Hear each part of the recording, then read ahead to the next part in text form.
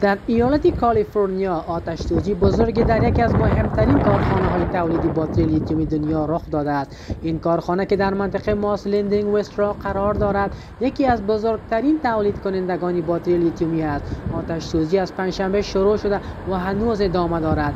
مقامات اعلام کردند که باتری‌های لیتیومی به طور طبیعی خاموش نمی‌شوند و به همین دلیل آتش‌سوزی همچنان ادامه دارد. پای این آتش‌سوزی باعث شد مقامات محلی دستور تخلیه کالیفرنیا را صادر کنند. این دستور تخلیه شامل حدود 1500 نفر از ساکنان منطقه بود، اما در جمعه شب دستور تخلیه لغو شد. با وجود این، مقامات مردم اطراف گفتند که در خانه‌های خود بمانند و پنجره‌ها و درها را بسته نگه دارند تا از ورود سمی و خطرناک این آتش‌سوزی در امان باشند. همچنین به آنها توصیه شده که فعالیت‌های بیرونی خود را کاهش دهند و مراقب کیفیت هوا منطقه باشند.